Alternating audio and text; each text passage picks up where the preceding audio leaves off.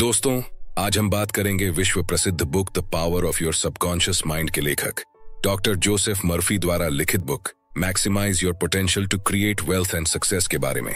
Doctor Joseph Murphy की विश्व प्रसिद्ध पुस्तक the power of your subconscious mind 1963 में प्रकाशित हुई और तुरंत ही बेस्ट सेलर बन गई। इसे आज भी सर्वश्रेष्ठ सेल्फ हेल्प पुस्तकों में गिना जाता है।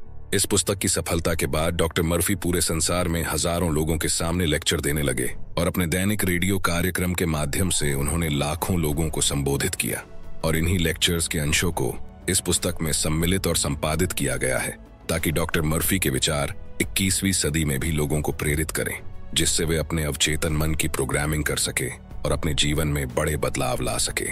इस पुस्तक को पढ़ने के बाद आप दौलत की मास्टर चाबी क्या है यह सीख जाएंगे। अपने अवचेतन मन की सकारात्मक प्रोग्रामिंग करके चाहे जितना पैसा कमा पाएंगे और अपने जीवन में बड़े बदलाव ला पाएंगे। अगर आप भी अपने जीवन में दौलत और सफलता लाना चाहते हैं तो वीडियो को पूरा देखना और एक भी पॉइंट मिस मत करना। चैनल पर नए हैं तो सब्सक्राइब कर लेना। तो चलिए शुरू करते हैं। चैप्टर 1, दौलत की मास्टर चाबी। कुछ साल पहले की बात है। एक धर्मगुरु थे जिनके अनुयायी काफी तादाद में थे, लेकिन उनकी आर्थिक स्थिति अच्छी नहीं थी। आखिर इसका क्या कारण था, चलो देखते हैं। वे बाइबल का यह सेंटेंस हमेशा लोगों को बताते थे कि पैसे का प्रेम ही सारी बुराई की जड़ है, लेकिन वे यह भूल गए थे कि उसी चैप्टर में बाद में लिखा गया है कि ईश्वर लोगों को दौलत इसलिए देता है ताकि वे दूसरों की मदद कर सकें। इस बुक के ऑथर डॉक्टर जोसेफ मर्फी ने इस धर्मगुरु को बताया कि वे बाइबल की पूरी तरह गलत व्याख्या कर रहे थे। उन्होंने अपनी बात आगे जारी रखते हुए कहा, कोई भी चीज अच्छी या बुरी नहीं होती, केवल सोच ही इसे अच्छा या बुरा बनाती है। पैसा बुरा नहीं होता, बल्कि हम उसे किस इंटेंशन से, उद्देश्य से यूज करते हैं वह अच्छा या बुरा होता है। फॉर एग्जाम्पल, एक आदमी है जो अपने पैसे का इस्तेमाल किसी की सुपारी देकर उसका खून करने के लिए करता है, और दूसरा आदमी अपने पैसे का इस्तेमाल किसी अनाथ आश्रम में दान देकर लोगों की भलाई के लिए करता है। इस एग्जाम्पल से हम क्या समझ सकते हैं कि पैसा अच्छा या बुरा नहीं होता, बल्कि पैसे का इस्तेमाल जिस इंटेंशन से होता है वह अच्छा या बुरा होता है। लेखक द्वारा बताई गई बातों को समझने के बाद वे अपनी पत्नी, बच्चे, परिवार वालों और समाज के लोगों के लिए पैसे से की जा सकने वाली भलाई के चित्र देखने लगे। वे साहस के साथ, नियमित रूप से और सुनियोजित तरीके से दावा करने लगे कि ईश्वर मेरे सामने समाज की सेवा करने के बेहतर मौके उत्पन्न कर रहा है। मैं पैसे को ईश्वर का विचार मानता हूँ और इसका इस्तेमाल समझदारी से और न्यायपूर्ण तरीके से लोगों की भलाई के लिए करता हूँ। ये प्रार्थना करने की आदत डालने के बाद इस युवा पादरी को यह विश्वास था कि यह उनके अवचेतन मन की शक्तियों को सक्रिय कर देगा। आज उनके पास एक सुंदर चर्च है जैसा वे चाहते थे, उनका एक रेडियो कार्यक्रम है और उनके पास वह सारा पैसा है जिसकी जरूरत उन्हें अपने व्यक्तिगत, सांसारिक और सांस्कृतिक आवश्यकताओं के लिए है। अब वे पैसे की आलोचना नहीं करते हैं, बल्कि उसे समाज सेवा करने के लिए एक जरूरी तत्व मानते हैं। एक बात अच्छे से याद रखें कि कई लोगों के पास ज्यादा पैसा नहीं होता है। इसका एक कारण यह है कि वे मन ही मन या खुलकर इसकी निंदा करते हैं। वे पैसे को गंदा पैसा कहते हैं, या फिर उनके मन में यह विश्वास होता है कि पैसे का प्रेम ही सारी बुराई की जड़ है, या ऐसी ही दूसरी गलतफहमियां रहती हैं। उनके समृद्ध न होने का एक और कारण यह गुप्त अवचेतन मन में छिपा भाव रहता है कि गरीबी में रहना ही अच्छा है या इसमें कोई अच्छी बात है। यह भाव बचपन की परवरिश से आ सकता है, अंधविश्वास से आ सकता है, या धर्म ग्रंथों की गलत व्याख्या पर आधारित हो सकता है। कौन हो तुम? क्यों आए हो यहाँ पे? मैं तुम्हें बिल्कुल भी पसंद नहीं करता। मुझे तुम्हारी कोई जरूरत नहीं है। दफा हो जाओ यहाँ से। अगर कोई इंसान आपसे यह शब्द कहे जो मैंने अभी कहे हैं, तो क्या आप दोबारा उस इंसान की चौखट पर कभी कदम रखोगे? आप कहेंगे, बिल्कुल भी नहीं, हम तो ऐसे इंसान का मुंह देखना भी पसंद नहीं करेंगे। तो इस बात से हम क्या सीख सकते हैं? हम सीख सकते हैं कि हम जिसकी निंदा करते हैं वो हमसे दूर चला जाता है और उसे हम खो देते हैं। यही बात पैसे पर भी लागू होती है। इसलिए पैसे को कभी भी बुरा या गंदा न माने। अगर आप ऐसा करते हैं तो इसके पंख लग जाएंगे और यह आपसे दूर उड़ जाएगा। इसी समय अपने अवचेतन मन में दौलत का विचार बोए। विचार बार बार दोहराने से और विश्वास करने से अवचेतन मस्तिष्क तक पहुंचते हैं। जब गरीब होने के विचार आपके मन में आए, जैसे मैं इस यात्रा का खर्च नहीं उठा सकता, या मैं बैंक का यह कर्ज नहीं चुका सकता, या मैं इस बिल का भुगतान नहीं कर सकता, तो अपने मन में तुरंत सोचकर इस विचार को उलट लें। मिसाल के तौर पर, अगर आप कोई नई कार देखें तो कभी यह न कहें, मैं इसे नहीं खरीद सकता या मैं इसका खर्च नहीं उठा सकता। आपका अवचेतन आपकी बात को सच मान लेता है और आपकी सारी भलाई को रोक देता है। इसके विपरीत खुद से कहें, मैं यह कार खरीद सकता हूँ, मैं इसे अफोर्ड कर सकता हूँ, यह कार मेरे लिए ही बनी है, मैं इसके मजे ले सकता हूँ। यही दौलत की मास्टर चाबी है। चैप्टर 2, अपने अवचेतन की सकारात्मक प्रोग्रामिंग करें। अब जरा इन सेंटेंसेस पर ध्यान दीजिए। तुम कभी कुछ नहीं बन पाओगे, तुम कभी सफल नहीं हो सकते, तुम नाकाम हो जाओगे, तुम्हारे सफल होने की कोई संभावना नहीं है, तुम यह नहीं कर सकते, ये तुम्हारे बस की बात नहीं है, तुम बुद्धू हो, तुम्हारे अंदर तो दिमाग ही नहीं है, तुम डरपोक हो। बचपन से हम में से ज्यादातर लोगों को कई नकारात्मक सुझाव दिए गए हैं। बचपन में हम यह नहीं जानते थे कि उन्हें अस्वीकार कैसे करें, इसलिए हमने उन्हें अवचेतन रूप से स्वीकार कर लिया। करोड़ों लोगों की प्रोग्रामिंग डरों, झूठे विश्वासों, प्रतिबंधों, निषेधों और अंधविश्वासों से हुई है। फिनीस पार्कर क्विम्बी ने कहा था, हर बच्चा एक छोटी सफेद स्लेट जैसा होता है। हर व्यक्ति आकर इस पर कुछ न कुछ लिख देता है। दादी, दादा, माता, पिता, भाई और बहन, शिक्षक, पड़ोसी और हमारे रिलेटिव्स, ये सभी लोग बचपन में हमें जो भी बातें बार बार बताते हैं, वे सारी बातें हमारे अवचेतन में उतर जाती हैं और हम उन्हें सच मानने लगते हैं। इंग्लैंड में कुछ लोग यकीन करते हैं कि हर नवंबर महीने में उन्हें गठिया नामक रोग होने वाला है। वे इसके लिए मौसम या माहौल बदलने को जिम्मेदार ठहराते हैं। जाहिर है उन्हें गठिया हो जाता है, और क्यों ना हो, उन्होंने अपने दिमाग की प्रोग्रामिंग की है। वे इसकी अपेक्षा करते हैं और उस बात को अपने अवचेतन में उतरने देते हैं, और उनके विश्वास या अपेक्षा के अनुरूप ही उन्हें फल मिलता है। आपके परिवार में एक सदस्य ऐसा होगा जिसे नवंबर में हमेशा गठिया होता है, लेकिन इस परिवार के बाकी सदस्य जो उसी घर में रह रहे हैं, वही भोजन खा रहे हैं, वही पानी पी रहे हैं, उन्हीं माता पिता की संतान हैं, उसी खेत पर काम कर रहे हैं, लेकिन उन्हें गठिया नहीं होता है। क्यों? क्योंकि वे स्वास्थ्य और दीर्घायु में यकीन करते हैं। बाकी लोग विश्वास करते हैं कि रात की ठंडी हवा से उन्हें सर्दी हो जाएगी, या अगर कोई ऑफिस में छींकता है तो उन्हें सर्दी हो जाएगी। उनके विश्वास के अनुरूप ही उन्हें फल मिलता है। ऑफिस में बाकी लोगों को सर्दी या फ्लू नहीं होता है। कुछ लोगों के पैर गीले होने पर वे कहते हैं, मैं सर्दी से ठिठुर रहा हूं, अब मुझे सर्दी हो जाएगी। जाहिर है पानी सिर्फ H2O है। पानी ने कभी नहीं कहा, मैं आपको सर्दी या कोई दूसरी चीज दूंगा। खुद के लिए नियम बनाना छोड़ दें। जैसे कोई व्यक्ति यह नियम बनाता है कि उसे लाल गुलाब से एलर्जी है। उससे बात करने पर आप पाते हैं कि वह कुछ साल पहले जिस लड़की से घुल मिल रहा था, वह लाल गुलाब लगाती थी, लेकिन वह किसी दूसरे व्यक्ति के साथ भाग गई। उसने कभी उस लड़की को मुक्त या क्षमा नहीं किया। उसका द्वेष अब भी उसके अवचेतन मन में मौजूद है। इसलिए जब भी वह लाल गुलाब लगाए किसी दूसरी लड़की को देखता है तो गुस्से में तमतमाने लगता है। कारण लड़की नहीं है, कारण गुलाब नहीं है, कारण तो उसके खुद के अवचेतन में भरा विष का भंडार है। अमेरिकी मनोविज्ञान के जनक विलियम जेम्स ने इस तथ्य पर जोर दिया था कि जो भी चित्र अवचेतन मन में रखा जाएगा वह साकार हो जाएगा, बशर्ते इसके पीछे विश्वास का सहारा हो। इस तरह काम करें जैसे मैं बन गया हूं और मैं बन जाऊंगा। इस तरह काम करें मानो आप इस समय वही हों जो आप बनना चाहते हैं। अपने मन में भूमिका निभाएं, इसे बार बार बारंबार करें। धीरे धीरे यह आपके ज्यादा गहरे मन में धंस जाएगा और चमत्कार होने लगेंगे। चैप्टर 3, टालमटोल ना करें और तुरंत निर्णय ले। पुरानी कहावत है कि जिसे आप आज कर सकते हो उसे कल पर न टालें।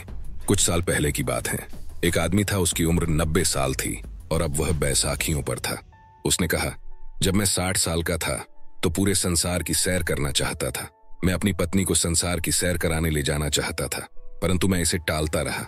मैंने कहा, मैं तब तक इंतजार करूंगा जब तक कि मेरी बेटी बड़ी नहीं हो जाती और उसकी शादी नहीं हो जाती। मेरी बेटी तो बड़ी हो गई, उसकी शादी भी हो गई, लेकिन अब मेरी पत्नी मर चुकी है और मैं भी आइटिस नामक बीमारी से अपाहिज हो चुका हूं, और अब मैं उस सपने को कभी साकार नहीं कर पाऊंगा। और अब पछताने के अलावा उसके पास कोई और रास्ता नहीं था। वह इसे बात पर टालता रहा जब तक कि उसकी बेटी बड़ी नहीं हो जाती और उसकी शादी नहीं हो जाती, जो कि एक बकवास डिसीजन साबित हुआ। तो इससे हम क्या सीख सकते हैं? हमें इससे सबक मिलता है कि टाल मटोल करने वालों पर हमेशा पछताने की नौबत आती है। आपको किसी चीज का इंतजार नहीं करना है, क्योंकि संसार की सैर का आपकी बेटी की शादी होने या कुंवारे रहने से कोई संबंध नहीं है। इसका संबंध तो आपसे है। अपना मन बनाएं, एक स्पष्ट निर्णय पर पहुंचें। अगर आपकी प्रेरणा सही है तो वह निर्णय सही है। इसी समय निर्णय लें। चैप्टर 4, अनुशासित कल्पना के चमत्कार। फारस के राजकुमार के बारे में एक पुरानी कहानी है, जिसकी पीठ पर कुबड़ था और जो सीधा खड़ा नहीं हो पाता था।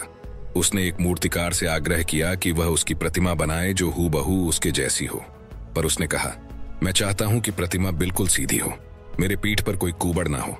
मैं खुद को उस तरह देखना चाहता हूं जैसा मुझे होना चाहिए और जैसा ईश्वर मुझे देखना चाहता है। मूर्तिकार ने प्रतिमा बना दी। राजकुमार ने कहा, अब इसे बगीचे में एक गोपनीय कोने में रख दो। मूर्तिकार ने यह काम भी कर दिया। उसके बाद हर दिन नियमित और सुनियोजित तरीके से दिन में 2-3 बार राजकुमार बाहर आता था और मूर्ति के सामने जाकर मनन करता था। इसकी तरफ हसरत, आस्था और विश्वास से देखता था कि किसी दिन उसकी पीठ भी उस मूर्ति की तरह सीधी हो जाएगी। उसने सीधी पीठ, तने हुए सिर और सुंदर भौं पर ध्यान केंद्रित किया। कई सप्ताह गुजर गए, कई महीने गुजर गए, 2 साल गुजर गए। फिर लोग कहने लगे, राजकुमार की पीठ अब झुकी हुई नहीं लग रही है, वे तो किसी सामंत की तरह सीधे खड़े हैं। ये जांचने के लिए राजकुमार बाहर गया, बगीचे में गया और उसने देखा, यह सच था। उसकी पीठ उतनी ही सीधी थी जितनी की मूर्ति में थी। ये होती है कल्पना की ताकत। इंसान को अभाव में समृद्धि की कल्पना करनी चाहिए, विवाद में शांति की, रोग में स्वास्थ्य की और गरीबी में अमीरी की कल्पना करनी चाहिए।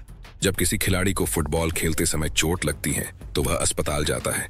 वहां अस्पताल के बेड पर वह कल्पना करता है कि वह फुटबॉल के मैदान में दोबारा लौट आया है और दोबारा फुटबॉल खेल रहा है। अगर उसने ऐसा नहीं किया तो वह अस्पताल में ही रहेगा। वह अस्पताल से बाहर नहीं निकल पाएगा।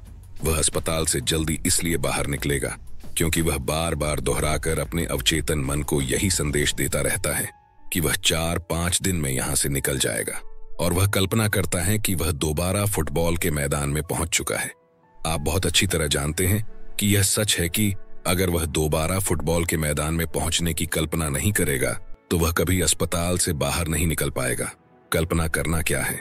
तो कल्पना करने का मतलब है कि किसी चीज को सोचना और अवचेतन मन पर उसकी छाप छोड़ना है। अवचेतन पर जिस भी चीज की छाप छोड़ी जाती है वह चीज हकीकत में संसार में साकार हो जाती है। यदि आप सफल होना चाहते हैं तो पहले आपको सफल व्यक्ति के रूप में अपनी कल्पना करनी होगी। इसी तरह यदि आप दौलतमंद होना चाहते हैं तो पहले दौलतमंद व्यक्ति के रूप में आपको अपनी कल्पना करनी होगी। अगर आप बीमारी या असफलता की कल्पना करते हैं तो आपका अवचेतन मन उसी अनुसार परिस्थितियां बना देता है। रिसर्च में यह पाया गया है कि जो लोग लगातार असफल होते हैं उनके मन में सफलता के बजाय असफलता की तस्वीर होती है। जैसी हम कल्पना करते हैं वैसे ही हम बन जाएंगे और वैसा ही हम हासिल करेंगे।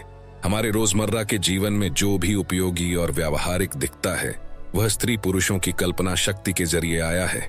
जो कपड़े हम पहनते हैं, जो कार हम चलाते हैं, जिस सीट पर हम आराम करते हैं, जिन इमारतों में हम रहते हैं, घर, होटल, सड़क और हवाई जहाज, ये सभी और बाकी सारी चीजें पहले इंसान के मन की कल्पना शक्ति में विचार के रूप में शुरू हुई थी। चैप्टर 5। कोई मुफ्त लंच नहीं है। एक चीज है जो आपको नहीं मिल सकती और यह है बिना कुछ दिए कुछ पाना। एक पुरानी कहावत है, मुफ्त लंच जैसी कोई चीज नहीं है। आजकल बहुत सी कंपनियां बाय 1 गेट 1 फ्री का ऑफर चलाकर कस्टमर्स को अट्रैक्ट करने की कोशिश करती हैं। लेकिन देखिए, वे मुफ्त में नहीं दे सकते, जैसा आप जानते होंगे। इसकी लागत पूरी कीमत में शामिल होती है। कोई भी चीज मुफ्त में नहीं मिलती है। अगर आप दौलतमंद बनना चाहते हैं तो आपको दौलत की कीमत चुकानी होगी। अगर आप सफलता चाहते हैं तो उसकी भी एक कीमत है। पाने से पहले आपको अपने मन को देना होगा। आप दौलत पा सकें इससे पहले आपको अपने अवचेतन मन पर दौलत के विचार की छाप छोड़नी होगी। अवचेतन पर जो भी छाप छोड़ी जाती है वह हकीकत बनकर संसार के पर्दे पर साकार हो जाती है। आपको अपनी मानसिकता में अपनी मनचाही चीज का मानसिक चित्र बनाना होगा। आप स्वास्थ्य, दौलत, शांति, सद्भाव या जीवन में जो भी चाहते हो उस पर अपना ध्यान और समर्पण देकर ऐसा कर सकते हैं। आइंस्टाइन गणित से प्रेम करते थे और इसने अपने रहस्य उनके सामने उजागर कर दिए क्योंकि उन्होंने इस विषय के प्रति अपना ध्यान, समर्पण और मेहनत देकर कीमत चुकाई और उनके अवचेतन ने प्रतिक्रिया करते हुए इन विषयों के रहस्य उनके सामने उजागर कर दिए। एडिसन में संसार को रोशन करने और मानव जाति को सेवा करने की गहन इच्छा थी। उन्होंने लगन और विश्वास द्वारा कीमत चुकाई, यह जानते हुए कि जवाब मिलेगा। हाँ, उन्होंने इस पर ध्यान दिया और समर्पण भी दिया।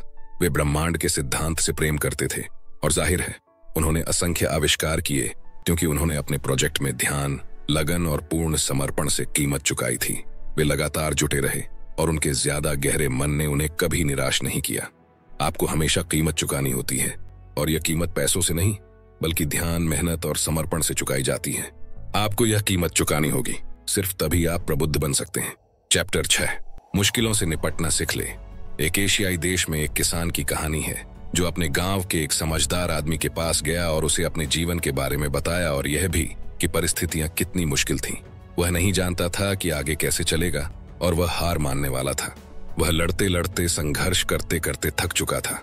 ऐसा लगता था कि जब एक समस्या सुलझती थी तो एक नई समस्या आ खड़ी होती थी। समझदार आदमी ने उसे झील तक भेजा और एक बाल्टी पानी लाने को कहा।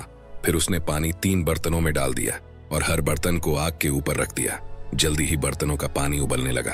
पहले वाले बर्तन में उसने गाजर डाली, दूसरे में कुछ अंडे और आखिरी बर्तन में उसने चाय की पत्ती डाल दी। आधा घंटे तक पानी उबलने के बाद उसने बर्तन आग से हटा दिए। उसने गाजर बाहर निकालकर एक प्लेट पर रख दी। उसने अंडे बाहर निकालकर दूसरी प्लेट में रख दिए। आखिर में उसने चाय को तीसरे बर्तन में डाल दिया। किसान की ओर मुड़कर उसने पूछा, मुझे बताओ कि तुम क्या देखते हो? गाजर, अंडे और चाय, किसान ने जवाब दिया। फिर समझदार आदमी ने कहा, गाजर को उठाओ और मुझे बताओ कि तुम क्या महसूस करते हो। किसान ने ऐसा किया और बोला, गाजर नर्म है। फिर उसने किसान से एक अंडा लेने और इसे तोड़ने को कहा। खोल को हटाने के बाद किसान ने देखा कि अंडा सख्त हो गया था। आखिरकार समझदार आदमी ने किसान से चाय की चुस्की लेने को कहा। किसान मुस्कुराया और उसने इसकी बेहतरीन गंध का स्वाद लिया। फिर किसान ने पूछा, इसका क्या मतलब है? समझदार आदमी ने समझाया कि इनमें से हर चीज के सामने एक ही विपत्ति थी। वह विपत्ति थी उबलता हुआ पानी, परंतु हर एक की प्रतिक्रिया अलग अलग थी। गाजर जब पानी के अंदर गई थी तो कठोर थी, लेकिन जब उबलते पानी से इसका सामना हुआ तो यह नर्म और कमजोर बन गई। अंडा जब अंदर गया था तो यह नाजुक था। इसका पतला बाहरी छिलका इसके नर्म अंदरूनी हिस्से की रक्षा कर रहा था, लेकिन उबलते पानी ने इसके अंदरूनी हिस्से को कठोर बना दिया। लेकिन चाय की पत्तियां अनूठी थीं। जब वे उबलते पानी के अंदर गईं तो उन्होंने पानी को बदल दिया। उसने किसान से पूछा, तुम इनमें से क्या हो? जब विपत्ति या संकट तुम्हारे द्वार पर दस्तक देती है तो तुम किस तरह प्रतिक्रिया करते हो? तुम गाजर हो, अंडा हो या चाय की पत्ती हो? जब आप अपने जीवन में समस्याओं से सामना करने की ओर देखते हैं तो खुद से पूछे, मैं क्या हूं? क्या मैं गाजर हूं जो दिखता तो कठोर है लेकिन दर्द और विपत्ति या संकट से सामना होने के बाद नर्म हो जाता है और अपनी शक्ति खो देता है? या फिर मैं वह अंडा हूं जो नाजुक हृदय और तरल आत्मा से शुरू होता है लेकिन मुसीबत या संकट आने पर और भी कठोर बन जाता है? या फिर मैं चाय की पत्ती जैसा हूं जो गर्म पानी को ही बदलकर अपने रंग में रंग देता है? चैप्टर 7, स्वर्णिम नियम। दुनिया का सबसे बेहतरीन स्वर्णिम नियम कहता है कि लोगों के साथ वही करो जो तुम चाहते हो कि लोग तुम्हारे साथ करें।